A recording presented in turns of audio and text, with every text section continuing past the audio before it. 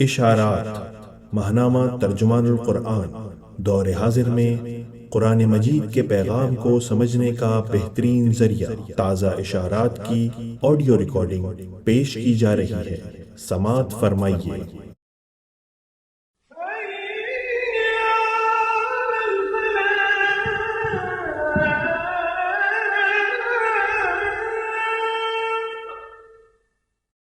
بسم اللہ الرحمن الرحیم۔ اشارات۔ موضوع: سود سے نجات، راستے کی اصل رکاوٹ۔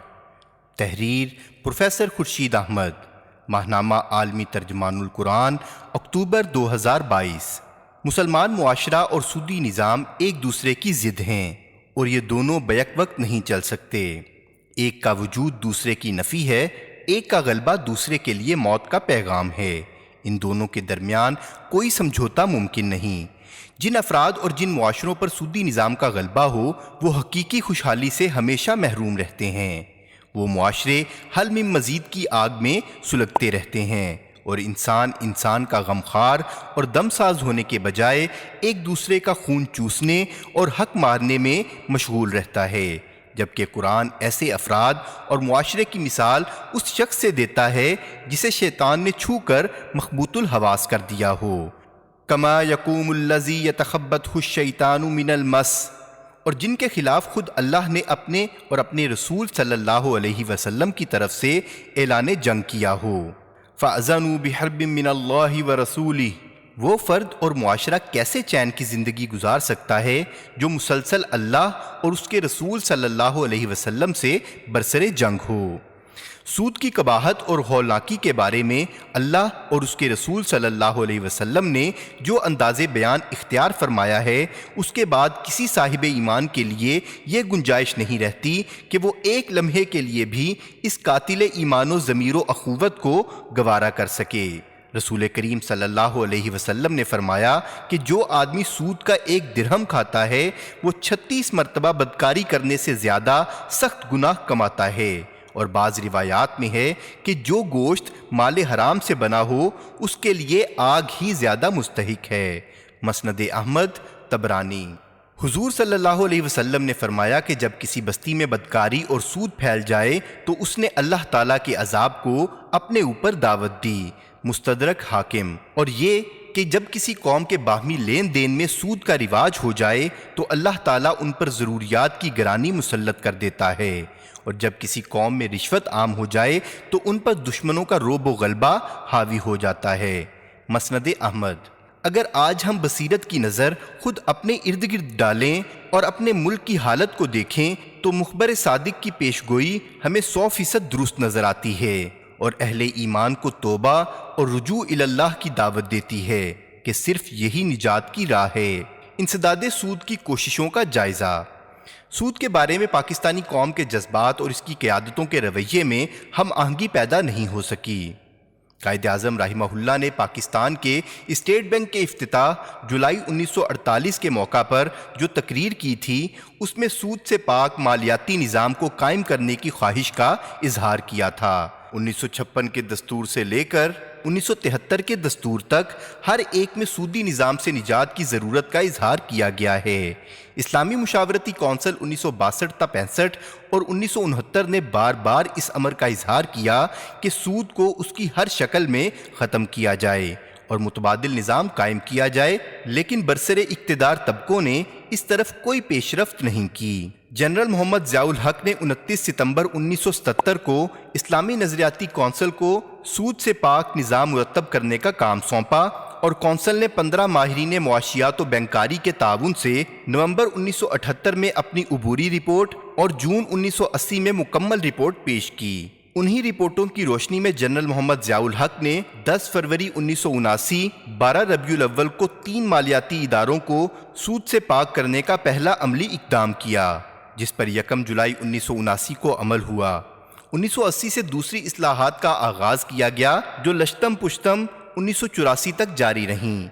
اس زمانے میں سودی نظام کے علمبردار ملکی اور غیر ملکی دونوں اور دوسرے مفاد پرست عناصر ان اصلاحات کا حلیہ بگاڑنے اور گاڑی کو پٹڑی سے اتارنے کی مسلسل کوششیں کرتے رہے، اور بالآخر 1985 سے عملاً ان تمام اقدامات کو غیر مؤثر کر دیا گیا جن کا آغاز 1979 سے ہوا تھا۔ اس جوابی تحریک کو 1990 میں اسلامی جمہوری اتحاد کے برسر اقتدار آنے پر چیلنج کیا گیا اور شریعت کی بالادستی کے مطالبے نے زور پکڑا۔ تب وزیر اعظم نواز شریف صاحب نے خود انحصاری کے لیے جو کمیٹی بنائی تھی اور اس نے راکم کی سربراہی میں کام کیا تھا، اس نے اپریل 1991 میں ایک رپورٹ پیش کی اور ملکی معیشت اور بین الاقوامی معاشی تعلقات کو سود سے پاک کرنے کے لیے ایک واضح حکمت عملی اور نقشہ عمل پیش کیا۔ نیز وفاقی شرعی عدالت نے 10 سال کی بے اختیاری کے بعد اختیارات بحال ہونے پر دسمبر 1991 میں ایک تاریخی فیصلہ دیا، جس کے تحت سود پر مبنی 20 قوانین کو کالعدم قرار دیا گیا اور حکومت کو 6 ماہ کی مہلت دی گئی کہ متبادل قانون سازی کرے، لیکن حکومت نے اس فیصلے پر عمل کرنے کے بجائے سپریم کورٹ میں اپیل دائر کر دی اور دوسری طرف خود انحصاری رپورٹ کو تاکہ نسیاں کی نظر کر دیا۔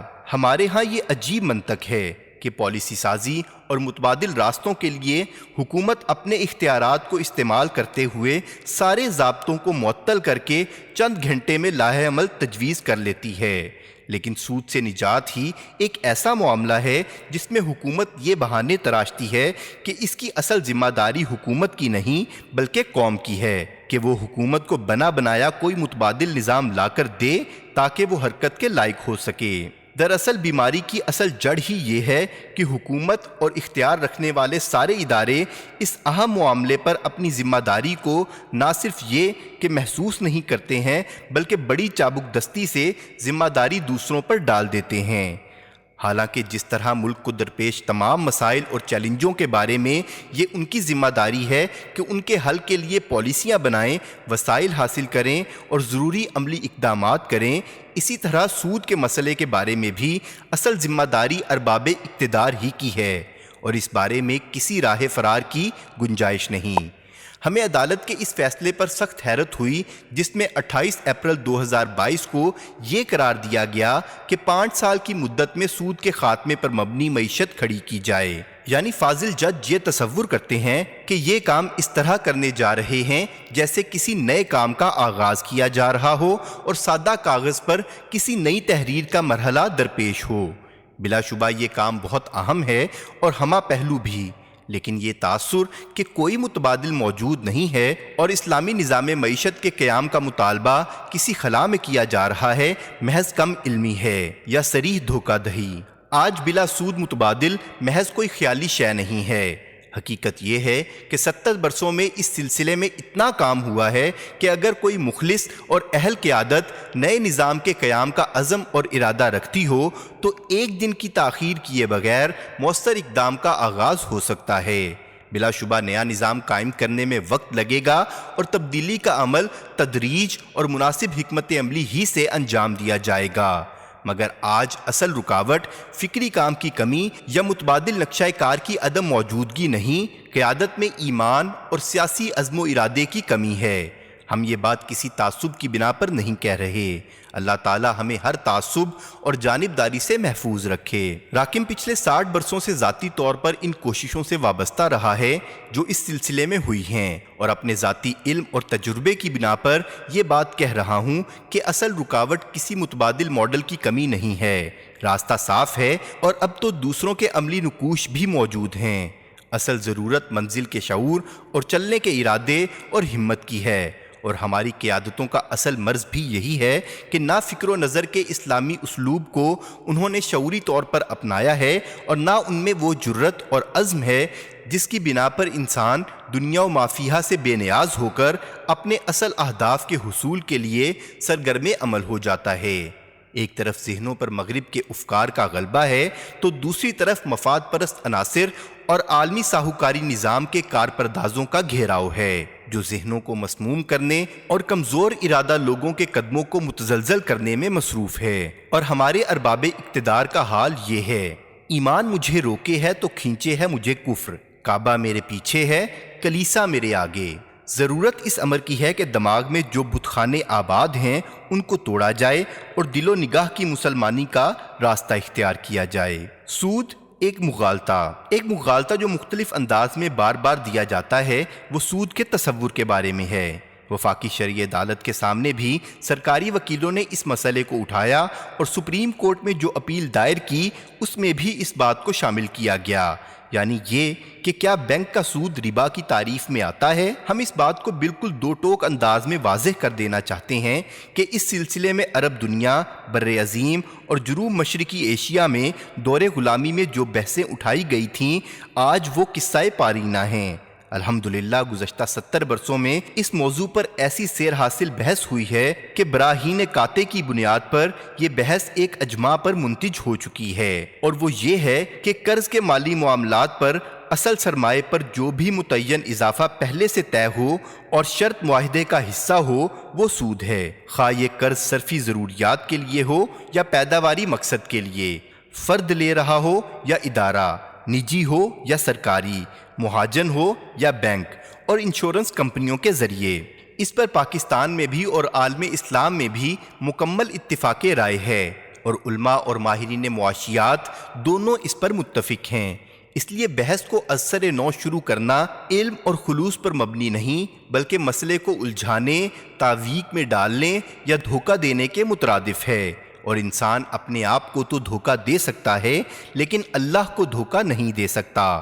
یخادعون اللہ والذین آمنوا وما یخدعون الا انفسهم وما یشعرون۔ وہ اللہ اور ایمان لانے والوں کے ساتھ دھوکہ بازی کر رہے ہیں، مگر دراصل وہ خود اپنے آپ ہی کو دھوکے میں ڈال رہے ہیں اور انہیں اس کا شعور نہیں ہے۔ اسلامی مشاورتی کونسل نے اپنے 3 دسمبر 1969 کے اجلاس میں فیصلہ کیا تھا کہ اسلامی مشاورتی کونسل اس امر پر متفق ہے کہ ربا اپنی ہر صورت میں حرام ہے اور شرح سود کی بیشی اور کمی سود کی حرمت پر اثر انداز نہیں ہوتی۔ افراد اور اداروں کے لین دین کی مندرجہ ذیل صورتوں پر مکمل غور و فکر کرنے کے بعد کونسل اس نتیجے پر پہنچی ہے کہ الف موجودہ بینکاری نظام کے تحت افراد، اداروں اور حکومتوں کے درمیان کاروباری لین دین اور قرضہ جات میں اصل رقم پر جو بڑھوتری لی یا دی جاتی ہے وہ داخل ربا ہے۔ با خزانے کی طرف سے مقداری مدت کے قرضے پر جو چھوٹ دی جاتی ہے وہ بھی داخل ربا ہے۔ جیم سیونگ سرٹیفکیٹ پر جو سود دیا جاتا ہے وہ ربا میں شامل ہے۔ دال انعامی بانڈ پر جو انعام دیا جاتا ہے وہ ربا میں شامل ہے۔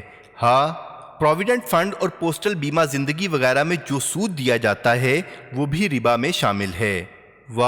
صوبوں، مقامی اداروں اور سرکاری ملازمین کو دیے جانے والے قرضوں پر بڑھوتری ربا میں شامل ہے۔ Report on consolidated recommendations of the Islamic economic system, council of Islamic ideology 1983 page 9-10۔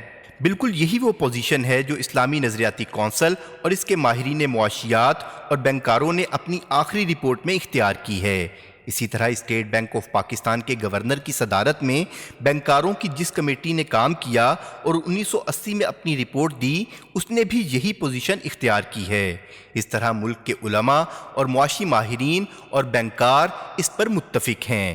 نیز وفاقی شرعی عدالت نے اپنے دسمبر 1991 کے تاریخی فیصلے میں اس پوزیشن پر مہر تصدیق ثبت کی جو حرف آخر کا درجہ رکھتی ہے۔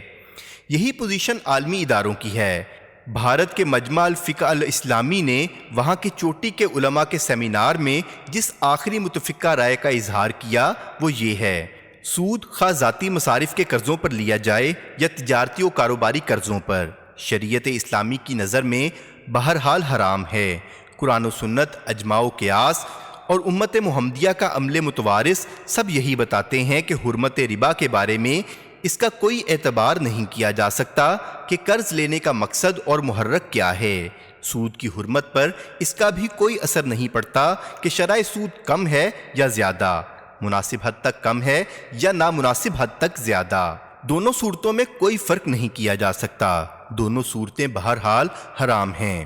سرکاری سطح پر وزرائے خارجہ کی تنظیم کی قائم کردہ اسلامی فقہ اکیڈمی نے بھی اس مسئلے پر دسمبر 1985 میں غور کیا اور وہ بھی اسی نتیجے پر پہنچی۔ فقہ اکیڈمی کی قرارداد نمبر 3 میں طے کیا گیا کہ بینکوں اور نظام بینکاری میں اسلامی اصولوں کے نفاذ کے بارے میں نمبر 1 ان تمام قرضوں پر جنہیں ایک مدت کے بعد ادا کیا جاتا ہے کوئی اضافہ خواہ اس کا نام نفع ہی کیوں نہ ہو، اگر قرض دار اسے وقت پر ادا نہ کر سکے، یا کسی بھی قرض پر اضافہ یا نفع جسے قرض دینے کے وقت معاہدے کے حصے کے طور پر رکھا گیا ہو، دونوں ربا کی تعریف میں آتے ہیں اور شریعت میں حرام ہیں۔ نمبر 2 سود کے بغیر متبادل بنیادوں پر بینک قائم ہونے چاہیے جو اسلامی احکام کے مطابق کام کریں اور معاشی سہولتیں فراہم کریں۔ نمبر 3 اکیڈمی تمام مسلم ممالک سے اپیل کرتی ہے کہ وہ شریعت کے اصولوں کے مطابق کام کرنے والے بینک قائم کریں تاکہ مسلمانوں کی تمام ضروریات ان کے ایمان کے مطابق پوری کی جا سکیں اور ان کے عمل اور دین میں عدم مطابقت نہ رہے۔ یہی وجہ ہے کہ خود IMF کے سرکاری کاغذات میں مسلمان امت کی جو پوزیشن اس مسئلے کے بارے میں بیان کی گئی ہے وہ یہ ہے: مناسب معلوم ہوتا ہے کہ اسلامی بینکاری نظام کے مطالعے کا آغاز اس کی بنیادی اصطلاحات کی تعریف سے کیا جائے۔ ربا ایک شرعی اصطلاح ہے جو زر کے استعمال پر پہلے سے طے شدہ اضافے سے عبارت ہے۔ ماضی میں اس امر پر نزاع ملتا ہے کہ ربا سے مراد سود ہے یا یوجری، لیکن اب مسلمان اہل علم کے درمیان اتفاق رائے پایا جاتا ہے کہ اس اصطلاح کا اطلاق سود کی ہر شکل پر ہوتا ہے اور اس کے مصداق محض مناسب سے زیادہ سود، ایکسیسو انٹرسٹ نہیں۔ پس آگے کے مباحث میں ربا اور سود بطور مترادف استعمال کیے جائیں گے اور اسلامی نظام بینکاری کے معنی وہ نظام ہوگا جس میں سود کی ادائیگی یا وصولی ممنوع ہوگی، جبکہ ایک سودی یا روایتی بینک سے مراد وہ ادارہ ہوگا جس میں مالیاتی فنڈ کے استعمال پر سود وصول کیا جاتا ہے یا دیا جاتا ہے۔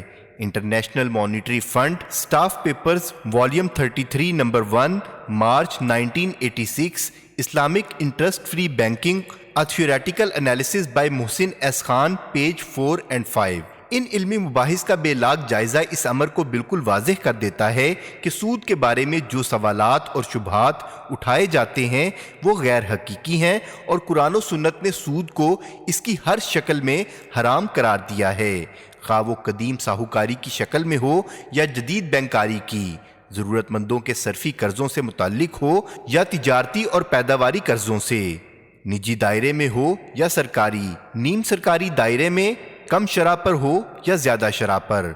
یہ اتفاق رائے امت کا ایک عظیم سرمایہ ہے اور اب گڑے مردے اکھاڑنے کے بجائے سیدھے سبھاؤ ساری کوششیں اس امر پر مرکوز کرنی چاہیے کہ سود سے کیسے نجات پائی جائے اور متبادل نظام کے خد و خال کیا ہیں۔ اسلامی بینکاری کی طرف پیش رفت۔ علمی اور نظری میدان میں اس کامیابی کے ساتھ دوسری بڑی کامیابی جو پچھلے 50 سال میں حاصل ہوئی ہے وہ بلا سود بینکاری کے اصول و ضوابط، نظام کار، مالیاتی آلات، فائنینشل انسٹرومنٹس اور سرمایہ کاروں کی حکمت عملیوں کی تجوید و تسوید ہے۔ اس سلسلے میں بڑی عرقریزی کے ساتھ تحقیقات کی گئی ہیں اور بڑی دقت نظر سے متبادل نظام کا نقشہ بنایا گیا ہے۔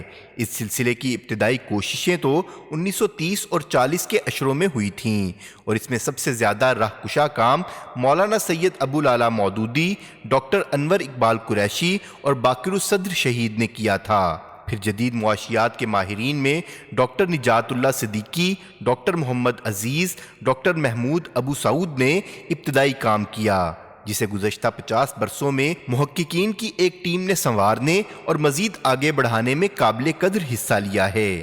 اس سلسلے میں doctor Ahmad Najar, doctor ساہی Mahmood, doctor عمر چھاپرا، ڈاکٹر صدیق زریر، ڈاکٹر مابد جرحی، ڈاکٹر ضیاء الدین احمد، ڈاکٹر وقار مسعود، ڈاکٹر محمد انور، ڈاکٹر محمد فہیم خان، ڈاکٹر محمد عارف اور درجنوں اہل علم نے بڑی مفید خدمات انجام دیں۔ کم از کم 4 درجن ایسی تحقیقی کتابیں شائع ہوئی ہیں جس میں نئے نظام کے خد و خال واضح کیے گئے ہیں۔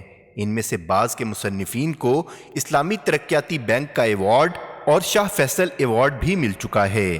پاکستان میں اسلامی نظریاتی کونسل کی رپورٹ جو معاشیات اور بینکاری کے ماہرین کی رپورٹ پر مبنی ہے، ایک سنگ میل کی حیثیت رکھتی ہے۔ اس رپورٹ میں جو 1980 میں پیش کی گئی تھی، پاکستان ہی نہیں کسی بھی جدید ملک کی داخلی معیشت کو مکمل طور پر سود سے پاک کرنے کا بڑا حقیقت پسندانہ نقشہ کار پیش کیا گیا ہے۔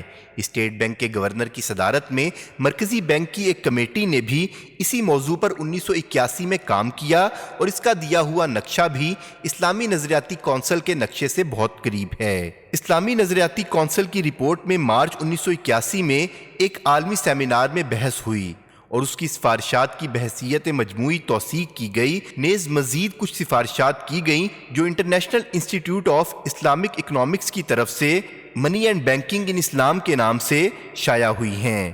1989 میں international institute of Islamic economics نے ایک ورکشاپ اس موضوع پر منعقد کی کہ سرکاری لین دین سے سود کو کیسے ختم کیا جا سکتا ہے۔ اس ورکشاپ کی report of the workshop on elimination of interest on government transactions شائع ہو چکی ہے۔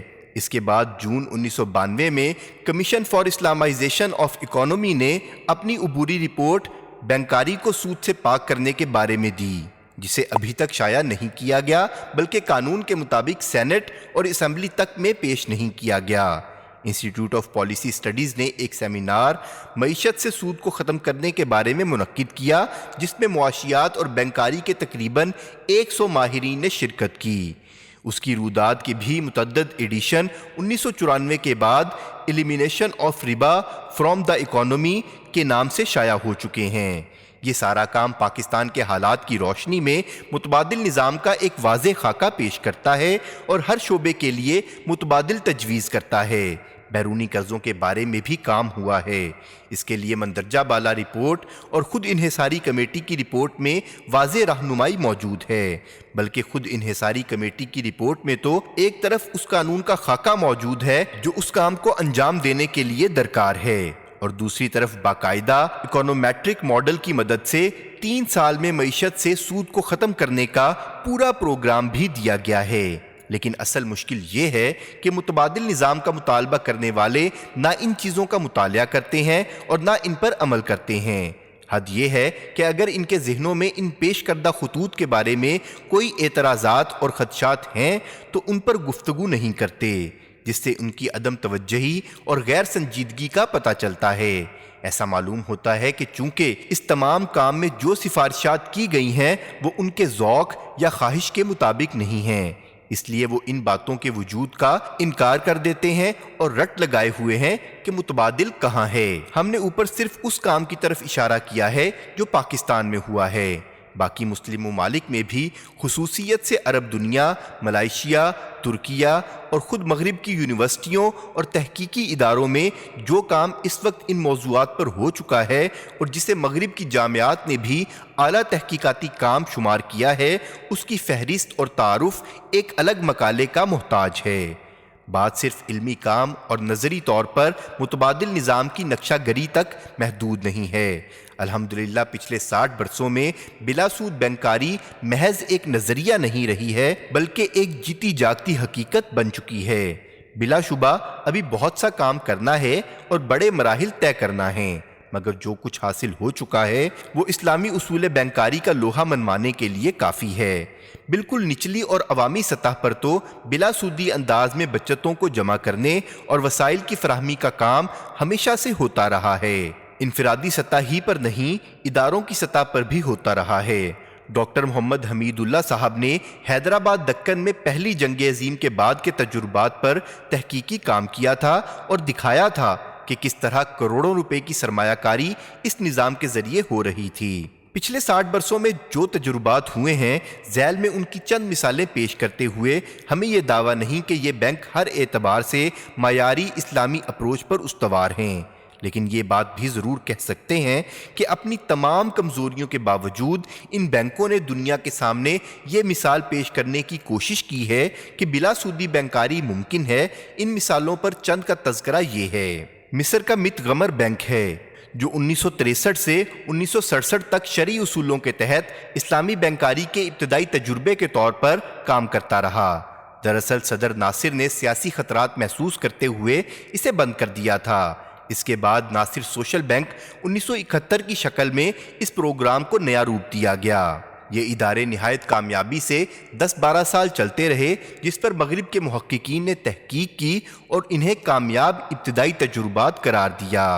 ٹی ہولف سہرف، عرب of Islamic banks new business partners for developing countries. اسی طرح ملائیشیا میں 1963 میں حاجیوں کے لیے بینک سیونگ کارپوریشن قائم ہوئی، جسے 1969 میں تبوک حاجی کے نام سے باقاعدہ ایک بینکاری کا ادارہ بنا دیا گیا، جس میں 10 لاکھ کھاتہ داروں نے $1 ارب سے زیادہ سرمایہ لگایا ہے۔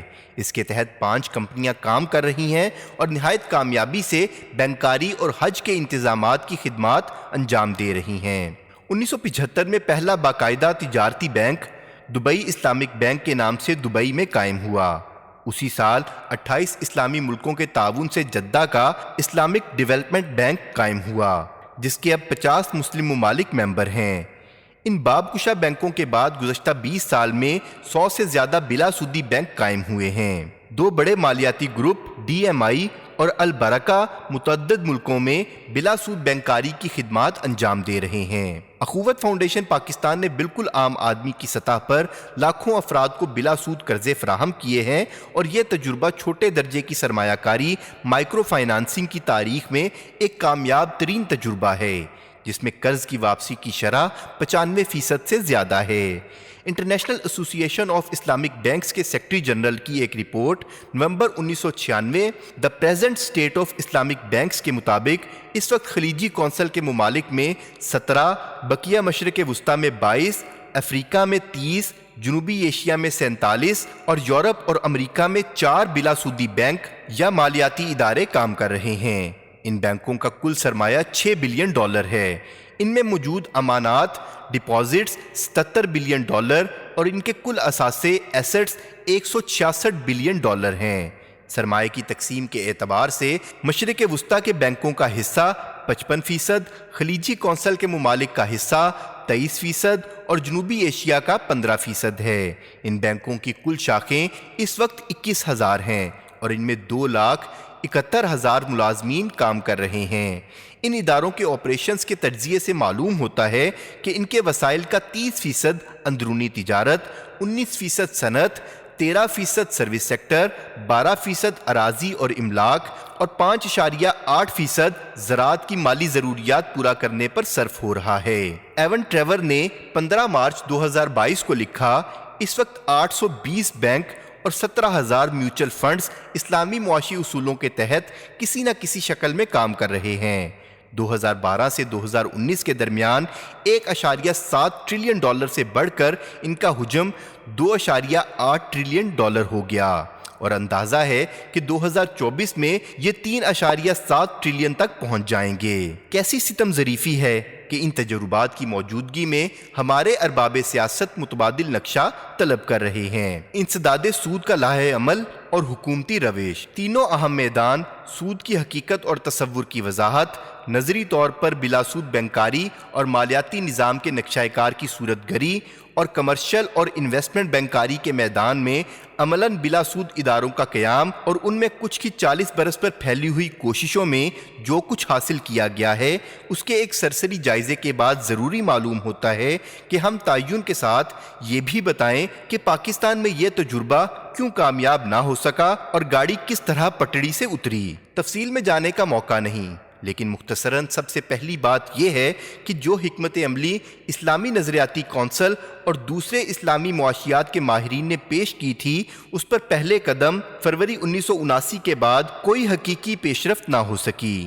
اسلامی نظریاتی کونسل اور ہم سب کی تجویز یہ تھی کہ ایک متعین تدریج کے ساتھ بینکاری ہی نہیں، پوری معیشت کو سود سے پاک کیا جائے۔ سب سے پہلے ان اداروں سے آغاز ہو جن کے نظام کو فوراً تبدیل کیا جا سکتا ہے۔ اس کے لیے ہم نے national investment trust NIT، ICP کا میوچل فنڈ اور house building finance corporation HBFC کا انتخاب کیا تھا۔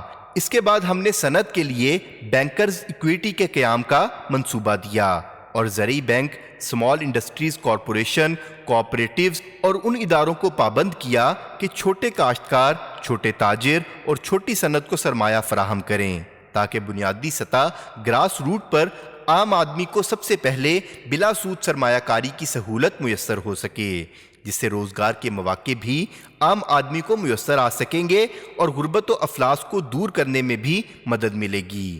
دوسرے مرحلے پر جسے 1 سال کے اندر شروع کرنے کا ہم نے منصوبہ پیش کیا تھا، اس میں سرکاری شعبے سے سود کو ختم کرنے کا لائحہ عمل دیا تھا۔ یہ اس لیے بھی ضروری تھا کہ ہماری رائے میں اصل ساہوکار مرکزی حکومت اور ایک حد تک صوبائی حکومتیں بن گئی ہیں، جس کا مطلب یہ ہے کہ سب سے پہلے جس سیکٹر کو سود سے پاک کرنے کی ضرورت ہے وہ یہی سرکاری سیکٹر ہے۔ یہی بات اسلامی نظریاتی کونسل نے کہی تھی اور یہی موقف خود انحصاری کمیٹی کا تھا، لیکن اس سیکٹر کو نہ صرف یہ کہ اس پورے زمانے میں ہاتھ تک نہیں لگایا گیا، بلکہ اس میں سودی کاروبار گزشتہ 15 سال میں دگنا اور 3 گنا ہو گیا ہے۔ ہماری تجویز تھی کہ پہلے تجارتی بینکوں کی اصلاح ہو اور اس میں اصل توجہ اثاثہ جات بینک ایسٹس کو اسلامی احکام سے ہم آہنگ کرنے کی ہو، تاکہ سرمایہ کے استعمال کی راہیں کھلیں اور سود سے پاک ہو کر کھلیں، جبکہ ڈپازٹس کو اسلامی تعلیمات سے ہم آہنگ کرنا نسبتاً آسان تھا۔ حکومت نے ترتیب الٹ دی اور ساری توجہ ڈپازٹس کے نظام کو بدلنے پر صرف کی اور اثاثہ جات کی اصلاح اور اس کے لیے جس قانونی ڈھانچے کی ضرورت تھی وہ نہ بنایا۔ ہماری تجویز تھی کہ کمپنی لا، ٹیکس کے نظام، corporate law authority, stock exchange, ان سب کو اس طرح تبدیل کیا جائے کہ نیا معاشی انفراسٹرکچر وجود میں آ سکے۔ اس کے ساتھ ہی قانونی طور پر سود کو ختم کیا جائے۔ تمام تحفظات اور محرکات جو سود کو حاصل ہیں وہ نفع و نقصان پر مبنی سرمایہ کاری کو دیے جائیں۔ بینک اور مالیاتی اداروں کے عاملین کی تربیت کے لیے مناسب ادارے قائم کیے جائیں اور مؤثر انتظامات کیے جائیں۔ نیز عوام کی تعلیم کا انتظام ہو تاکہ حلال و حرام سے واقفیت ہو اور نئے نظام کے لیے عوامی تائید حاصل کی جا سکے۔ اسی طرح وطن عزیز میں اسلامی بینکاری کے عنوان سے جو اور جتنی پیش رفت ہو رہی ہے اس کو شریعت کی روشنی میں پروان چڑھانے کے لیے لازم ہے کہ اس کے اطلاقی پہلو کو شریعت کی بنیاد پر پختگی سے استوار کیا جائے، نہ کہ رسمی طور پر تذکرہ کیا جائے۔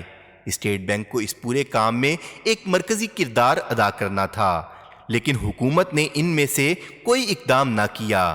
اصل اسکیم کو گڈمڈ کر کے تجارتی بینکوں میں IPLS اکاؤنٹ کھولے اور مارک اپ کے نام پر سود کو نئی زندگی عطا کر دی۔ نیز حکومت پاکستان خود اس زمانے میں مسلسل سودی بانڈ اور سرٹیفکیٹ جاری کرتی رہی، ملک میں بھی اور زر مبادلہ کے لیے بھی، اور یہ سلسلہ آج تک جاری ہے، حتیٰ کہ 1997 میں قرض اتارو ملک سنوارو اسکیم کے تحت حکومت نے جو قرضے حاصل کیے ان کا 90% بھی سودی بنیاد ہی پر تھا۔ اصل رکاوٹ عزم کی کمی۔ یہی وجہ ہے کہ ہم سمجھتے ہیں کہ اصل رکاوٹ ارباب اقتدار کے فکر و نظر کا بگاڑ اور ارادہ و عزم کی کمی ہے، اور جب تک یہ درست نہ ہو محض تجاویز اور متبادل صورتوں کے انبار لگانے سے کوئی تبدیلی نہیں آ سکتی۔ سرکاری رپورٹوں، کمیشنوں اور کمیٹیوں کا تو یہ حال ہے کہ رپورٹیں موجود ہیں جن پر کوئی عمل نہیں ہوتا اور نئی کمیٹیاں قائم کر دی جاتی ہیں اور اس بڑھیا کی طرح اپنی محنت ضائع کی جاتی ہے جو سود کاٹتی ہے اور پھر اسے ٹکڑے ٹکڑے کر دیتی ہے۔ وَلَا تَكُونُ كَالَّتِي نَقَضَتْ غَزْلَهَا مِن بَعْدِ قُوَّةٍ أَنْكَاثًا۔ بلا شبہ تحقیقی کاموں کی بھی ضرورت ہے اور عوام کی تعلیم و تربیت کی بھی، مردانہ کار کی ٹریننگ کا بھی انتظام ہونا چاہیے، لیکن سب سے پہلے دل و نگاہ کی اصلاح اور مؤثر سیاسی عزم پولیٹیکل ول کی ضرورت ہے، جس کے بغیر کوئی منزل سر نہیں کی جا سکتی۔ صرف عبرت کے لیے اور ان لوگوں کی آنکھیں کھولنے کے لیے جو متبادل کا گلہ کرتے ہیں اور حقائق سے صرف نظر، ایک اقتباس ورلڈ بینک کے ایک برادر ادارے انٹرنیشنل فائنانس کارپوریشن کے بورڈ آف ڈائریکٹرز کی رپورٹ سے دے دوں، جو میں نے خود انحصاری کمیٹی کی رپورٹ میں بھی دیا تھا۔ اس سے یہ حقیقت سامنے آتی ہے کہ ایک اسٹیج پر یہ عالمی مالیاتی ادارے اس امر پر غور کر رہے تھے کہ اگر پاکستان سود کو ختم کر دیتا ہے اور حقیقی اسلامی بینکاری اور سرمایہ کاری سے ہٹ کر کوئی راستہ اختیار کرنے کو تیار نہیں، تو پھر وہ کس طرح اپنے معاملات کو اس سے ہم آہنگ کریں۔ لیکن داد دیں ہماری قیادت کو کہ اس نے ان کو یقین دلا دیا کہ اسلام کی باتیں صرف دل بہلانے کے لیے ہیں، عمل کے لیے نہیں، اس لیے ان کو فکر کرنے کی ضرورت نہیں ہے۔ ملاحظہ ہو IFC کی رپورٹ نمبر IFCP 587 مورخہ دسمبر 1987. A change to Islamic modes of financing has been considered by IFC, but this would be contrary to the government of Pakistan. Intentions for foreign loans, adoption by a foreign lender of Islamic instruments could be construed as undermining government's policy to exempt foreign lender from this requisite. International finance corporation نے اسلامی سرمایہ کاری کے طریقوں کو اپنانے کے بارے میں غور کیا، لیکن یہ بیرونی قرضوں کے بارے میں حکومت پاکستان کے منشا کے خلاف ہوتا. اگر بیرونی قرضہ دینے والے اسلامی طریقے اور ذرائع اختیار کرتے ہیں تو اسے اس سرکاری پالیسی کو قطربود کرنے کی کوشش سمجھا جائے، جس کے تحت بیرونی قرض دینے والوں کو ان اسلامی مطالبات سے مستثنی رکھا جا رہا ہے. اس رپورٹ سے ظاہر ہوتا ہے کہ بورڈ آف گورنرز تو پاکستان کے دستور کی اسلامی دفعات خصوصیت سے وفاقی شرعی عدالت سے سود کے بارے میں اختیارات کی تحدید کے ختم ہونے کے امکان کی روشنی میں اپنے رویے میں تبدیلی کے لیے فکر مند ہے، مگر ہمارے سرکاری حکام ان کو تسلی دیتے ہیں کہ کوئی خطرہ نہیں، ہم دستور کو بھی بدل دیں گے. We have been advised by senior government officials that steps will be taken to rectify the situation in all probability. ہمیں سینئر سرکاری افسروں کے ذریعے مطلع کیا گیا ہے کہ پورا امکان ہے کہ اس صورتحال کو بدلنے کے لیے ضروری اقدامات کیے جائیں. یہ ہے ہمارے حکمرانوں کا ذہن اور کردار. ہمیں ہوا دکھایا جاتا ہے کہ بیرونی مالیاتی ادارے ہمارا حقہ پانی بند کر دیں گے اور ملک تباہ ہو جائے گا، اور اگر وہ اسلامی بینکاری کے اصولوں کو اختیار کرنے کے لیے آمادگی کا اظہار کرتے ہیں تو ان کو روک دیا جاتا ہے اور کہا جاتا ہے کہ دستور میں بھی ترمیم کر ڈالی جائے گی، مگر سود کی راہ کھوٹی نہیں ہونے دیں گے. وہ شیر مادر کی طرح حلال اور رواں رہے گا. یہی وہ لوگ ہیں جن کے بارے میں قرآن نے کہا ہے کہ فَأَذَنُوا بِحَرْبٍ مِّنَ اللَّهِ وَرَسُولِهِ، اللہ اور اس کے رسول صلی اللہ علیہ وسلم کی طرف سے اعلان جنگ سن لو، اور اس جنگ کے نتیجے میں صرف یہی تباہ نہیں ہو رہے، پورا ملک اور پوری قوم عذاب میں مبتلا ہے. ہماری مخلصانہ درخواست ہے کہ پہلے خلوص دل سے اللہ اور اس کے رسول صلی اللہ علیہ وسلم کے خلاف اس جنگ کو بند کرنے کا اعلان کرو. سیز فائر کے بغیر کسی اور اقدام کا کیا سوال؟ ایک محفوظ اور مستقل راستہ تو دستور میں ترمیم ہے، مگر دستوری ترمیم تو نہ کی جا سکی، البتہ اس کے بالکل الٹ وفاقی شرعی عدالت کے فیصلے کے خلاف سپریم کورٹ میں اپیل کر دی گئی. طویل عرصے بعد وفاقی شرعی عدالت نے فیصلہ سنایا تو پھر دوبارہ بینکوں کی جانب سے اپیل کرا دی گئی. یہ ایک بڑا ہی سفاکانہ کھیل ہے جسے حکمران اور دولت مند طبقے کھیل رہے ہیں. انہیں آخرت کی جواب دہی کا خیال کرنا چاہیے اور ہم وطنوں پر معاشی ظلم و ستم کی حکمرانی کو ترک کرنا چاہیے. اللہ تعالیٰ غلطی اور فروگزاشت کو معاف کرنے میں بڑا غفور الرحیم ہے، لیکن بغاوت اور سرکشی کے باب میں اس کی گرفت بھی بڑی سخت ہے. اِنَّ بَطْشَ رَبِّكَ لَشَدِيدٌ. آئیے بندگی اور اطاعت کا راستہ اختیار کریں، پھر ہر مشکل آسان ہو جائے گی اور ہر بند دروازہ کھل جائے گا.